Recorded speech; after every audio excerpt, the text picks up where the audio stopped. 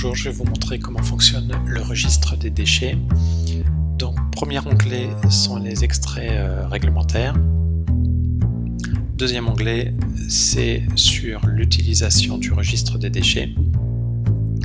Les deux onglets verts, onglet site et onglet entrée, sont des onglets à renseigner. Donc, premier onglet site sert à renseigner les différentes structures que vous avez. Donc, par exemple, s'il peut y avoir plusieurs établissements, on peut imaginer qu'il y ait un MCO en premier lieu, puis deux EHPAD ensuite, avec les adresses.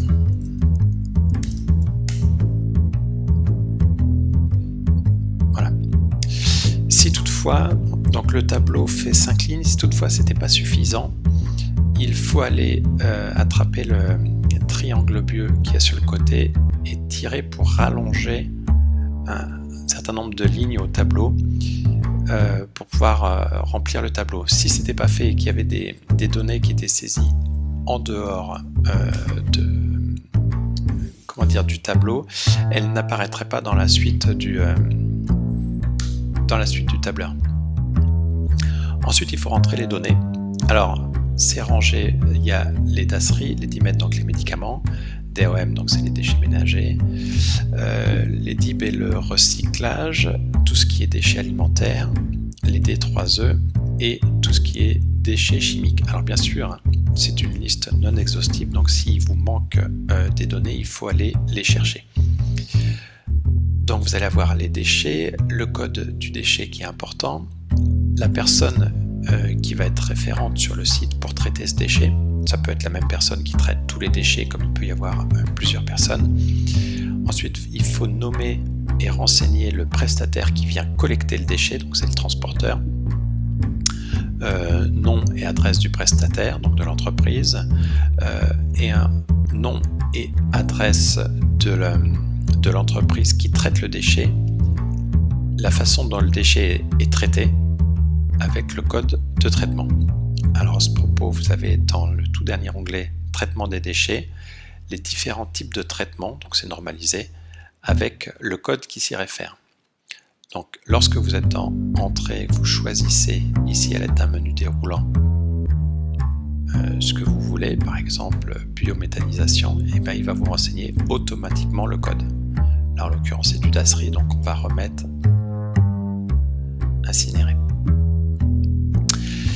Si toutefois vous deviez rajouter un déchet particulier, par exemple un déchet anatomique,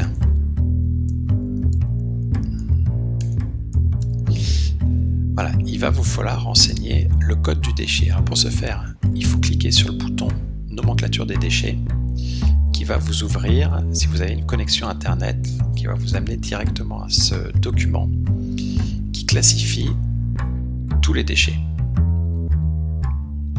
Alors le document est un petit peu long, c'est un petit peu fastidieux, voilà tous les types de déchets qui sont rangés.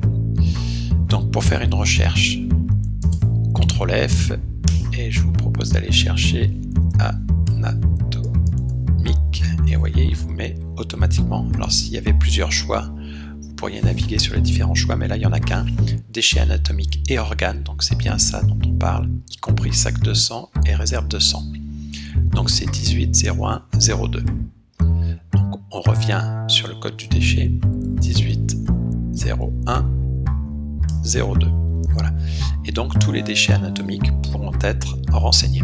Alors on a laissé exprès plusieurs lignes à chaque fois pour pouvoir rajouter des déchets que vous trierez qui ne sont pas référencés habituellement. Ensuite, dans chaque page, vous allez avoir la même chose, date expédition de votre déchet, numéro de bordereau de suivi des déchets, numéro de notification, et ensuite la nature du déchet avec le code qui s'y réfère, les quantités, donc c'est en tonnes, le nom du producteur du déchet, donc c'est les sites qu'on a rentrés tout à l'heure, l'adresse, la personne responsable du déchet, le transporteur, donc avec le nom du transporteur, l'adresse du transporteur et le numéro de récépissé que vous devrez rentrer à la main. Le nom de l'installation qui va traiter le déchet avec l'adresse de l'installation, la qualification du traitement et le code de traitement. Comme on a rentré quelque chose dans les DASRI, on va rentrer une donnée dans les DASRI. Donc là, évidemment, on rentre une date. On est le 11/7/2017. Bordure du déchet, donc je ne sais pas, ça peut être des lettres, des chiffres, numéro de notification. On va mettre numéro 2. Type de déchet. Ben là, vous voyez, maintenant on a deux déchets puisque j'ai rentré dans cette case deux déchets. Si j'en avais rentré un troisième, il apparaîtrait également dans le menu déroulant. Donc on va dire c'est un déchet anatomique. Vous voyez, il y a le code qui apparaît automatiquement. En quantité, on va mettre 0,61 tonnes, donc 610 kilos. Le nom, donc le nom du producteur, ils sont faits sur l'hôpital, par exemple, ou sur la clinique. L'adresse, la personne responsable. Alors là, c'est pareil, c'est une donnée qu'il faut rentrer ici. Personne responsable, on peut dire Monsieur Dupont. Le nom du prestataire, c'est, on va l'appeler Transporteur X. Adresse de X. Installation Y. Adresse de l'entreprise qui va traiter le déchet. Ça va être adresse. Et le type de traitement, et ben ça va être également incinéré. Et on a le code qui apparaît ici. Donc je reviens sur les DASRI. Et vous voyez qu'a apparu le transporteur, l'adresse du transporteur. Donc il faudra mettre le numéro de récépissé.